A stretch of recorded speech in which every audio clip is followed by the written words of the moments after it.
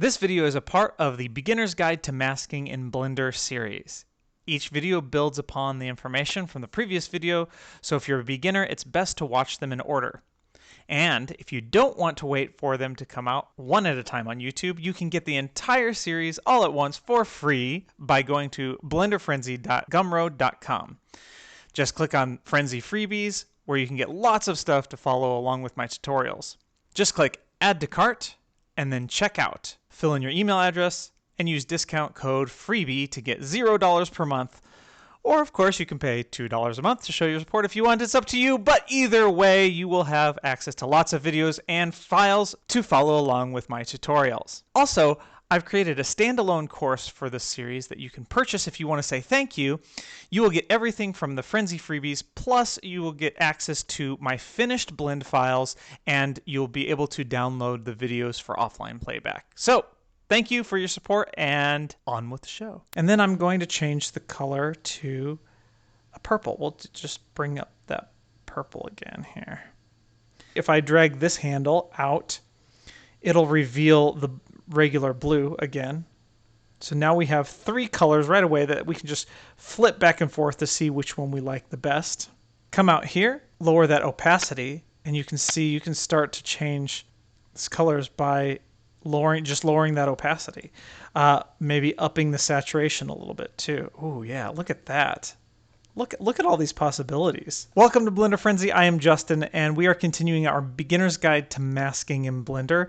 This is what we did last time. You can see here are our masks. You got one here, and you've got one here, and then you can see our blur there. Now this is just a still image. We'll get into blurring video footage in a later video, but for this one we're going to do the same concept here, but we're going to mask it around the car and change the color of the car. So instead of using this same blend file, I'm going to open up a new one, and then I'm going to come over here to this plus button, click that, and go video editing, video editing. Then I'm going to change this over here to the image editor. Let's pull this over here, and then let's come to the drop down, select render result, and then scroll out so that we can see our full preview area here. We can hover over here and also scroll out so that we can see that preview as well. Now I'm just going to adjust this so my bubble head doesn't get in the way here. And you can see the buttons that I'm clicking down here in this little blue bar. Left button, right mouse button, middle mouse button. There you go. Okay, so hover your mouse over here, Shift A, add in an image, and then navigate to the folder your image is in and double click it. Now here's our image strip here. If we select it and press the period on the numpad, it will zoom in a little bit. I'm also going to press G to grab that and move it, and then constrain it on the Y axis by pressing Y and then moving it up, and then left clicking to release it there. And then you can also press and hold Control and middle mouse button to zoom in and resize that how you see fit. So this is your image strip, and this is the preview of your image strip. Now this image is available on Pixabay, but it's a different size. So I've actually altered the size of it to fit my resolution, and you can actually come down here to the source. If you don't see this sidebar, press the N key, N like Nancy, and that will open that up. Make sure you're on the strip tab, and then come down to source, and then scroll down. You can see 1920 by 1080. This is the original size of the image. So you want to make sure your resolution matches that, which mine does, so I don't need to change anything. Now, if you've downloaded this picture from Pixabay, it's probably a little bit larger, so you'll have to adjust these accordingly. But you can get this image at this size, along with my blend files for this video and the entire masking series, all at my Frenzy Freebies on my Gumroad. I'll leave a link to it in the post. But the very next thing what we want to do before we do any color grading, this is really important, is to come here to the render properties, scroll all the way down, go to color management, and then make sure this is standard. Sometimes by default it's filmic, and you can see that the colors aren't the same. Filmic is more for 3D environments, so if you're using something from an image or a video, then you want to use standard to keep the original colors. Okay, so with the render result here, all we have to do is come to render, and then render image, which is F12 for the shortcut, and we have the same thing that we have here. So this is where we're going to add our mask, and this is going to be the preview image of what the mask result is. So if we come here to view and then choose mask, we can start adding our mask. And you see these options here, and there are more options if you hover your mouse over the header and scroll. You can see that. You can also middle click and drag that. And we went over this in the last video as well, but we can come to add and then add in a circle or square. We can also shift A and add in a circle or square. If we shift and right click, it's going to move the 2D cursor, which you can't see for some reason, but it will move that there. And if we shift A, add in a circle, it will move wherever we clicked. So if I click over here, shift right click, and then shift A, add in a square, it will put that where we clicked. I can select all of the points by pressing A and then X to delete, because we don't want to use the generic shapes, we want to create our own. But for this, I want to maximize this view, so hover your mouse over here, press Control Spacebar, and that will maximize that view, and then we can scroll in. So I'm going to start my custom mask right over here. I'm going to press and hold Control, and then click, and I can just start clicking, single clicking points. And we can just start tracing around the car. Okay, so I can also Control Z to undo, and then redo that there if I wanted to. I can click and drag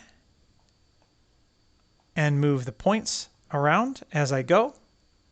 Let's zoom in here just a little bit more. And then after I've moved them to my liking, I can just continue on by Control and start clicking again. Oh, but you can see something has happened, and it's brought these over here for some reason. And that is because the next point you add will always be after the active point. So if I undo this here, you can see the last active point is this one because it is white. So if I Control click, it's going to connect that to the active point. So all I have to do, let's undo that, is select this last point over here and then start Control clicking again. I can also add points if I just Control click anywhere, and I can move those. Come in here and add more points. Oh, except for, gotta be careful, make sure I'm on the line there. I can also delete points if I select them and press X to delete. Press B to box select a whole bunch of them, and then X to delete. I can also press C and then scroll with my mouse wheel, and you have a selection area, and I can just start painting the ones that I want with my left mouse button.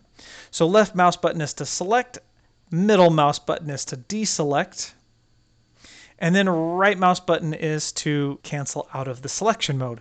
And this is very important. So I want to demonstrate this. I'm going to click this back to previous button. So we go back to our main view here. And let's say I'm coming over here and I'm selecting these. We're selecting. I'm like, okay, that's cool. Now I want to click and drag this. Oh, what's wrong? I can't click. Why can't I click on anything? You can see nothing is responding, and this is going to drive you insane if you don't know what's happening here. Just make sure that you are not still in the selection mode, because if you are still in the selection mode, it's going to be trying to select as you click here. And obviously it's going to be very unsuccessful, so make sure you right click out of that, and then you can come over and do your business here. Just a pro tip there, and don't worry, you're going to forget that, but hopefully not as much now that I've pointed it out. Okay, so Control Space again to maximize this, and I'm going to select everything again by pressing A and then X to delete everything, because we're going to start over. There are two things you need to know about masks, and that is spline direction and handle type. And I will show you what I mean. If I Control click and then drag, you can see this little handle protruding out. If I click and drag the handle, you can see nothing is happening. Well, that's because we don't have a spline yet. We just have a single point. So if I Control click and drag the same thing up here, you can see as I'm holding down my mouse button and dragging, that handle is moving and resizing there. Okay, so now I have 2 points with one handle each connected by a curve, and this curve is called a spline. And you control the splines by changing the handle and the points to match each other as best as you can. So I can move its location, and I can scale it in and out to change that. But let me make some more here. If I Control click and drag, oh, and we need to undo that and select this one first. Control click and drag. Actually, I'm going to move this one here. that. And then we'll do a control click and drag here. And maybe I'll add another one here as well. Okay, and just adjust these a little bit. So splines have direction, and you can tell which direction the spline is facing by these handle types. They are facing this way, or they are protruding inwards, so that is the direction that the spline is facing. What determines this direction is how you start placing the points. So we started here and we went clockwise, and they went inwards. But if I start over here, click and drag, oops, actually undo that. Which one? This one is still active, so I'm going to press Alt-A to deselect everything. And now I'm going to come over here, Control, click and drag, but I'm going to go counterclockwise this time. And you can see as I go counterclockwise, you can see that these splines are facing outwards instead of inwards. And this is super important when we start talking about feathering. So if I select all of them and press Alt-S to scale that feather and start moving my mouse and just dragging that, you can see that green line is our feather. And you can see it's going in the direction of those handles. Or a more accurate way to say it is that the feather is going the direction the spline is facing. Depending on the handle type, they're not always going to be facing the direction of the splines. But we'll get to that in just a minute. If you want to switch the direction of these splines, just come up to Mask and then choose Switch Direction. And then that's what they do. And then Alt-S to scale that feather. But let's clear that feather weight for now. So Mask and then clear feather weight. And let's deselect everything. And B to box select these, X to delete. And then select the last handle here. And then we can continue on, Control drag. And you can see that those handle types point in the right direction this time, even though we're going clockwise because we've flipped the direction. Okay, so that's spline direction. Let's talk about handle type. So these are handles, and this is a specific handle type. If I select all of them, press V, like Victor, this will give you options for handle types. So right now, this is aligned single because we have single handles coming up. But let's press V again and then choose auto. And now you can see we have different handle types. So this is like a seesaw. So you have handles on either side of the point, and they kind of move opposite each other, like a seesaw. But I can scale them out individually. Okay, let's undo that. V and vector. So vector is no handles. So just one point that connects two lines, and those are usually just hard angles there. Okay, let's go to the next one. So align single, we know that one. Let's do just aligned. This one looks exactly like auto, and it seems to act exactly like the auto aligned. So as far as I could tell, I don't know if there's much difference except for when you first set them up. So if I select these and change that to vector first, and let's move these points here just a little bit. If I select them all and then change them to auto, that's going to be different than if I select them from vector and aligned. It just aligns them differently. That's the only difference that I can tell. But other than that, they seem to act the same. But we are going to use the last one, which is free. And you can see that nothing seemed to have changed, except for now we can move each of these handles free of the other handle. And that is why it's called free. And I can also move the point. And this gives us a lot of control. So now that we know about spline direction and handle type, I'm going to start over, press A, X to delete all of them, and then I'm going to start here again, and this time I'm going to go counterclockwise because I know I want the handles going out. And then we're going to adjust these according to the shape of the car. So I'm going to control, click, and drag, and this is going to confirm that the handles are pointed in the right direction, which means that the spline will be pointed in the right direction. But I don't like this handle type, so I'm going to press V and then choose free. And now I can continue, control, click, and drag, and it's going to maintain that handle type. Control, click, and drag, control, click, and drag. Okay, so the cool thing about these free handle types is now I only need 4 points here, and I can start adjusting this spline or this curve to make it look or match our footage here. So for this one, though, I might want to add in a couple more points. Now, it all depends on how accurate and detailed you want to be. If you need to be really accurate, this could take you a long time. But I'm going to control, click, and drag here to add another point and handles. And then we're going to adjust this here so that I can match the shape of this car a little bit better here. And I'm not going to be that accurate. This is just to show you the workflow. Control, click, and drag. Okay, there we go.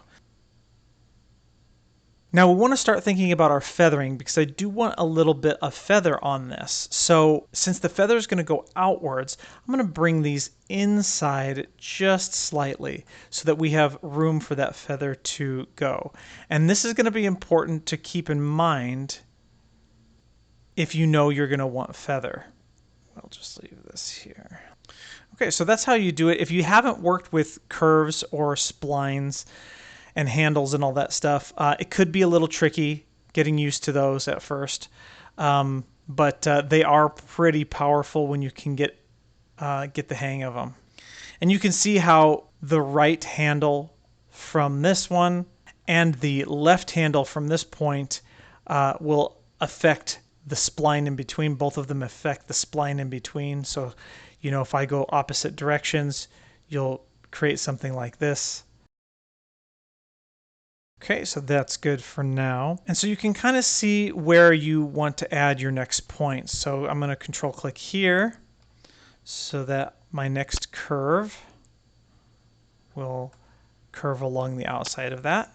Same thing right here. Control click here. Oh, and of course, undo. The last active point was here, so we got to remember to select the one we want to continue from. So control, click, and drag, and control, click, and drag. So you can kind of see, I'm going to ignore that little part for now. Again, depending on how nitpicky you want to be, you could add one there too. I'm not going to do that. Let's do one here. I keep forgetting. Let's do one here, and then one here, and then one here, here, here, and we can adjust these. Play around with these, get used to them, but they're pretty easy, pretty straightforward after you have time to practice with them for a while. But I'm going to go ahead and finish tracing around this, and I will be back when I'm done. Okay, so I have traced all around the car, and this is my last point here. So I'm going to select that, and then to close these here, press Alt-C, and then that will close them, making a full loop right back from where we started, and then we can adjust those accordingly. Oh, and I forgot to adjust these to match here. Awesome, so let's see what we have. If we come up here to mask display and then overlay, here you go. This is our black and white mask. And we can disable these splines and handles by pressing N on the keyboard, N as in Nancy. Come over to the mask tab and then click restrict view, and then it will get rid of all of those here in our viewport. And there you go, our black and white mask. So let's go back to our previous, and we're going to tell this image to use this mask. Let's close this here so we can see it a little bit better. So let's come down here, select our strip, come to the modifiers tab, add strip modifier mask. And then I'm going to select mask here, and then in here we can select our mask. Now I forgot to rename this, so let's come over here and rename this. I'm just going to call this mask underscore car. And I'm just doing that to show you when you click in here, that is the same name as our mask. So we can click on it and then ta-da! And so if you don't know, this is what a mask is and what a mask does. So a mask is a black and white image, which is this image, that another image, which is the car image, uses as transparency information. So everything that's black is completely transparent and everything that is white is completely visible. And so let me show you a couple of different ways we can use this to change the color of the car. So I'm going to just hide this for now, this mask, and we're going to add in a hue correct. Now this is the easiest way to change from one color to another color. So let's scroll down over here, and then you can see that we actually have a mask input on just this single hue correct, which is really cool. So if we had a whole bunch of different modifiers, we could choose which masks affect which modifiers, which we will do in a little bit.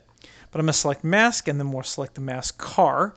And now let's say we want to change everything that's blue to a different color. Well, we want to come to hue because this is hue, saturation, and value, and right now we have saturation.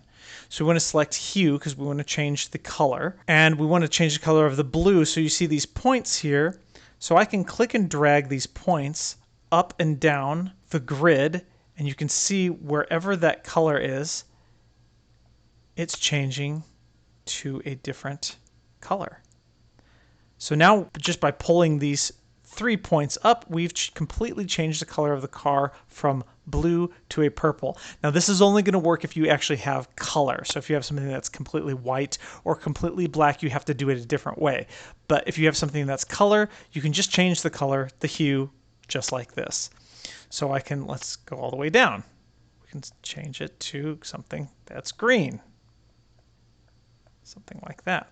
Because since we're using the mask, it's only changing the colors, the blue colors, from the white area that we have here in our mask. But if we delete the mask from here, you can see now it changes all of the blue to that green color of the whole image. But if we restrict it just to this one, it only changes where we've masked out. So this is good if you just want to change a single color for a single image, and this is all you have. But it is limiting because it's just limiting just to this modifier. Let's just go ahead and hide this now, and I'll show you if we use the mask modifier on the whole thing, we can extend this mask to more things. So let's collapse this here for now. And as you can see, the transparent areas we're going to need to fill. So what I'm going to do is Shift D to duplicate this down, and you can press Y to constrain it up and down so it doesn't move left and right. And then on the bottom one, I'm just going to delete both of these masks. Now we still can't see it yet because we need to change the blend mode of the top one. So select the top one,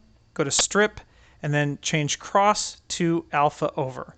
And now we have, if we hold down shift and right click on this strip, we can see just this strip alone. This is overlaying on top of our original image and looks like this, so it doesn't look like anything's changed. But now we have more options. Now we can actually, instead of adding our mask to just one modifier, any modifier we add now will have it applied to this whole entire strip.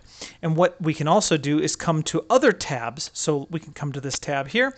We can do color down here. We can up the saturation, or decrease the saturation, make it black and white. We can multiply it, make it brighter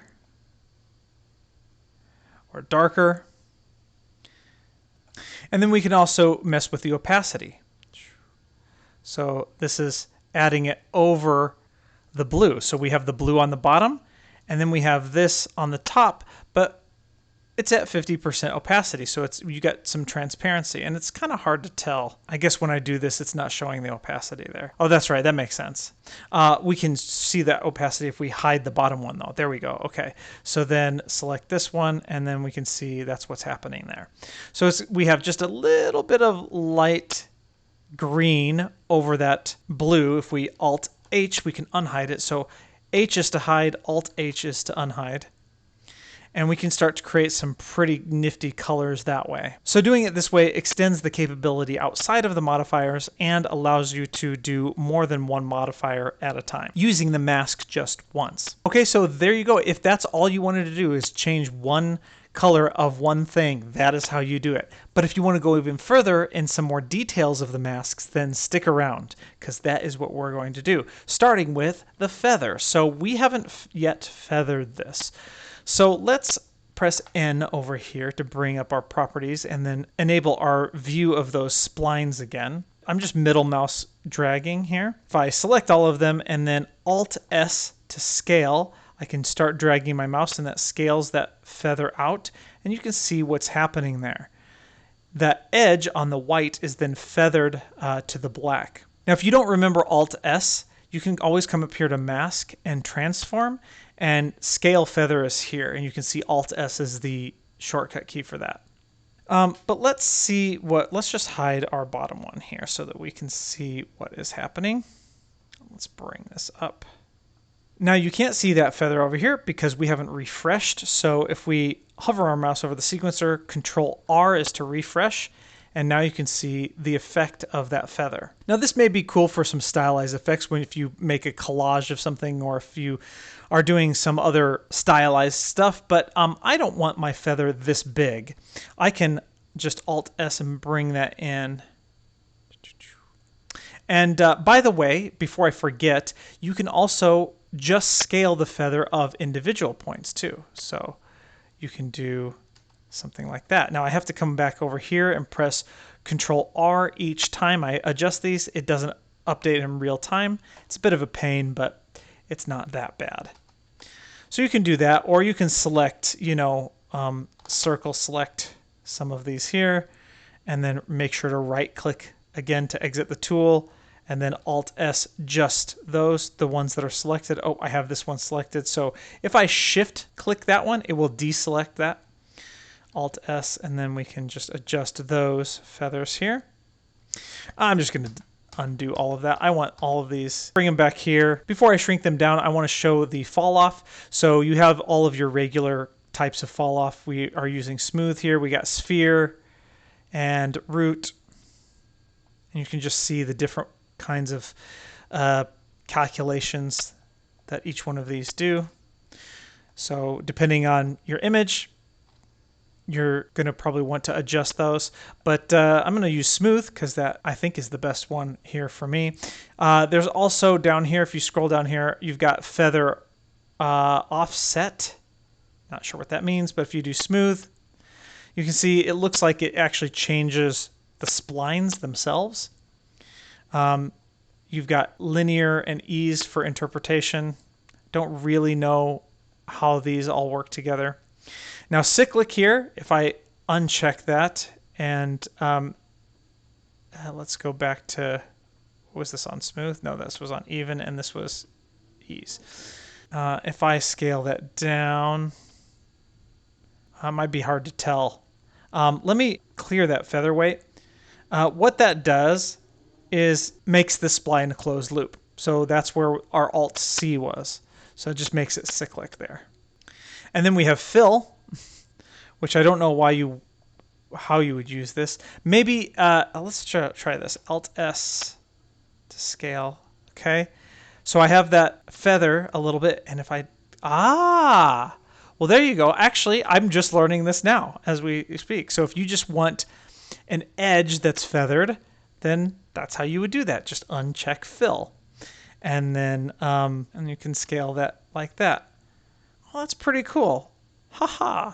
Well, you never stop learning. Okay, but we do want fill in this situation, so I'm going to click that, and yeah, so let's hide this for now. I'm just going to adjust these here. So I want it to be, not too much, but just something that, where it doesn't have a complete hard edge, because the feather will help it blend in a little bit better with the footage, so Control R. Yeah, and then let's unhide this, Alt-H. Oh yeah, so see, that's looking pretty nice there. Okay, so now let's add some holes. And let's actually make some more space over here. So to add in a hole, I'm just going to Shift right click here and then Shift A to add in a circle. And it will put it right where I clicked. And now if I open up my properties again and I check holes, ta-da, I have created a hole. And how are we going to use this? Well, let's go back up to our image here so we can see and align this. I'm just going to align this with these tail lights.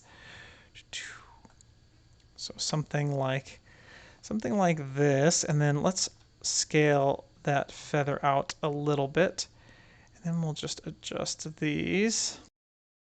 Okay, and then come down here, Control R, and you can see that slightly changed. You can see here these ones are a little bit darker. But if I hide the bottom one here, you can see what's happening. So that is now cut out because we have now created a hole in our mask. So everywhere there is black, it's going to be transparent. And so that shines down through onto the original image. which shows this as being a little bit brighter because this is part of our color correction there. So this is if we don't want to have any color correction on this at all. An easier way to see this is if we select the top one and then come to our strip tab and then down to saturation, and we bring the saturation all the way down. And now you can see a little bit more of what's happening. So everything is desaturated there except for where we have the hole. And if I select all here, it's going to select everything. I could Alt-A, I could box select these like this, but another way you can select stuff is Alt-A. If you hover over one of the points and press L, it will select all that are linked, so everything that's connected to each other, and then I'm just going to Shift D to duplicate that. And of course, I need to make sure I align these correctly. So I can use the preview over here as a guide.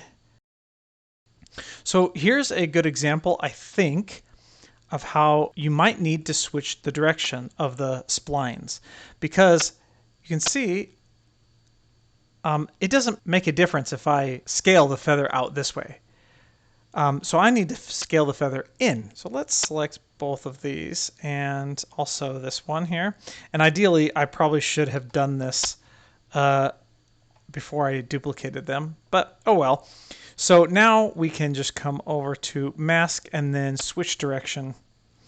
And now if we Alt S to scale those in, now you can see that feathering going in.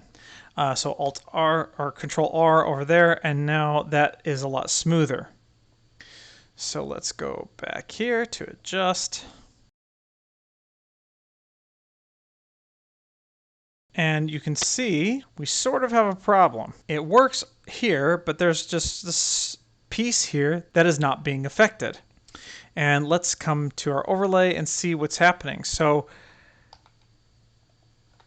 you can see this hole isn't being applied to here, and that is because this is outside the spline. So once it crosses that spline barrier, it's no longer considered a hole. In this case, we're going to have to do something slightly different, and that is we're going to have to make another mask layer. So I'm going to name this mask layer car. Just double click and you can name it, rename it. And then I'm going to add one here, double click this and name this tail light or whatever. Now if I disable my tail light, you can see that nothing actually exists on this layer yet. Everything is only on the car layer. So we want to change that. Let's select this one. Let's Control C to copy that. And then if I disable my car one and then I Control V to paste, nothing happens. And that is because I had my tail light selected with nothing on it. So I copied nothing. So you actually have to have the proper mask layer selected that has the mask that you're trying to copy. So Control C to copy that. And now if I disable this and then select my tail light mask and then Control V to paste, there we go. Now we have our splines pasted there. Of course, I'm going to come back to the car. Let's disable tail light for now, enable car, and then let's X to delete these because we don't want to have duplicate splines there.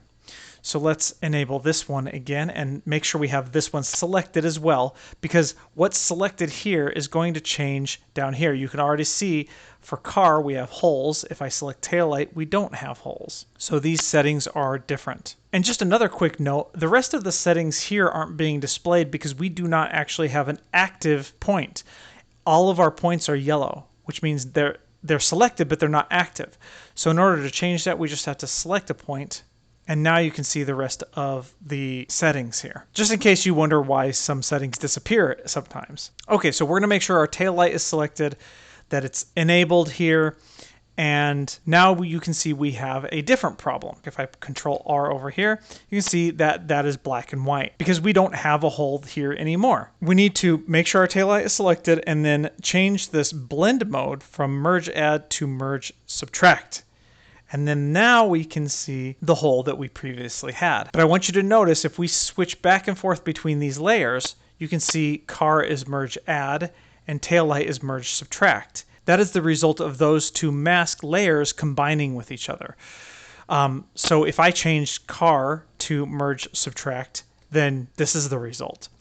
And because of this, we now need to change the direction again of our splines, because now they're going in, and if I select them all and Alt-S, you can see that's not doing anything. So we actually need to go outwards this time. So back over here, mask, switch direction, and now we can see our feather weight. Okay, now let's come back down here, Control R to refresh, and we have our result. So let's adjust this. Okay, good enough. Sweet. So now we have the taillights not being affected at all by our color grading of the car. So let's bring that saturation back up to 1. And now let's focus on this mirror over here, because you can see the mirror is still blue. So we're just going to do the same thing over here. We're going to add in another mask layer. This time we're going to add the mask layer first, and we'll name this side mirror. And then we'll just disable this here. And now whatever mask we create will automatically be made on the selected layer, which is side mirror. So let's do that. I'm going to go counterclockwise, so Control, click and drag handles the right direction, but I want to choose free. So Control, click and drag. I'm going to make sure that the splines are just inside of the mirror edge there, mirror's edge. You play that game? That's a pretty cool game. But just inside of the edge there so that we leave room for that feather. Always be thinking about the feather if you're going to be using that. And cool thing is actually here is you can also just change the handle type individually for different points. So if I change this to align single for these points, the rest of them still maintain our free alignment.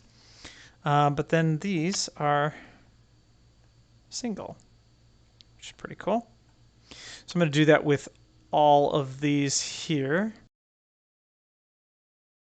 Okay, and this white dot here is like the origin. So if I click and drag that, it's going to click and drag everything regardless if it's selected. So just another tip to keep in mind there. Okay, Control R, refresh. Oh, you can see, look at that. And let's just Alt-S to scale that feather, like so. Trying to make sure all of that blue on the edge is taken care of. Okay, there we go. That's looking pretty good. All right, so one more thing that I want to go over is situations where you might need a completely separate mask. Not a mask layer, but a completely separate mask itself. So let's say you're working on this and you're like, okay, well, this green is way too dark on this mirror here. And it looks obvious that it's too saturated. So we want to just desaturate this a little bit. So let's just shift right click and then add in a circle, scale that down, and I'm just going to adjust. By the way, you can press G to grab if you select multiple points instead of just clicking and dragging. I should have said that earlier. So if I G and I grab and I right click, it will cancel that action. Okay, so now if I come to this mask layer, the side mirror, and do holes, we can see we have the same type of thing. So we have that hole in there. So the only thing that's going to be affected now is just the outside. But the problem is that mirror is still blue, but we don't want it to be blue. We just want it to be a less saturated green because we have the color of our car is green. So we won't be able to do it this way. We won't be able to make a separate mask layer because there isn't a way we can tell the strips to use a mask layer itself. It can only use a whole mask. So in this situation, what I would do is create an entirely separate mask. So come up here and then just click New Mask. I'm going to name this Mask Mirror, and then come back to our mask car with everything that we want selected, which is this in here. Press Control C and make sure we have our side mirror selected, and come back here to Mask Mirror and then Control V to paste. Okay, and then I'm going to go back to here, and then we're just going to delete these from that. So right now we still have this, but now If we come over to our mirror, this is the only area that this is going to be affecting. Now we once again need to change the direction of those splines. So mask, switch direction, and there we go. That's a little bit better. Okay, so let's go to our top strip and then our modifiers. Let's add in a separate hue correct. And this time, instead of changing the hue, we're going to change the saturation, which it's selected by default. To make this easier, I'm just going to click and then shift click the points in here. I wish I could click and drag these, but you can't. So shift click the points in between and then click X to delete. Now we just have the 2 points on the edge. And if I drag those down, you can see that's another way we can desaturate everything. But now let's add our mask mirror. So mask and then mask mirror. And now it only applies to that mirror. But I don't want it to be completely black and white. I just want it to be a little desaturated from what it was. So something like this. That looks a lot more believable than if I hide this than this. That looks way too saturated. So something like this looks a little bit more believable in the shot that we have. You can imagine this mirror is reflecting all of the green that's around it. Now we can do the same thing for the windows. So I'm going to just create a new mask, and then we will come out here and start tracing the window. Okay, and then we'll add another hue correct, and then do the exact same thing. But this time, instead of bringing it down as far, we're just going to bring it down slightly. No wonder it's not working. I forgot to add in my mask. Okay, mask, mirror, not mirror, mask. Oh, we didn't rename this. Mask windows. There we go. So that brings that down just slightly. And I know it's pretty thick in here, but when we do that color grading, it kind of looks a little too green. So we can back it off like that. If we use this same mask with this amount of desaturation, that would be like all the way down here. And I don't think that necessarily looks that good either. So this way we can create completely separate masks for specific modifiers in our stack here. And the advantage that gives us is that we can set all of these saturations like we have it, and we can leave those alone, and then when we come back up here to change the color of our car, we can do that. And without changing this green color, because I kind of like that, let's just go somewhere like right here. And then I'm going to make a cut on the top one here. So select the top strip, press K to cut, and now select this one. And then I'm going to change the color to a purple. We'll just bring up that purple again here. And that's like a purple with kind of like a bluish type tint to it, which is kind of nice. But let's, there we go. Something like this. Okay, there we go. So now if I drag my timeline back and forth, you can see the different colors. And actually, if I drag this handle out, it'll reveal the regular blue again. So now we have 3 colors right away that we can just flip back and forth to see which one we like the best. So that's really cool. But you can see that since we still have these saturation hue corrects here for that window, when I change the color, let's just cut this again here, and we can select this, and then once I change this color again, then these color changes along with the saturation as well. So that is really, really cool, really powerful. This is such a powerful way to change the colors of different things in your image. I mean, Blender is such a great tool for this, actually. I think I would prefer this over Photoshop or GIMP in certain circumstances. And again, what we can do here with this strip selected, come out here, lower that opacity, and you can see you can start to change these colors by just lowering that opacity. Maybe upping the saturation a little bit too. Oh yeah, look at that. Look at all these possibilities. Bring the multiply down a little bit. Or up. 1.1. Let's do that. 0.8. Look at that. Just amazing. It's just amazing.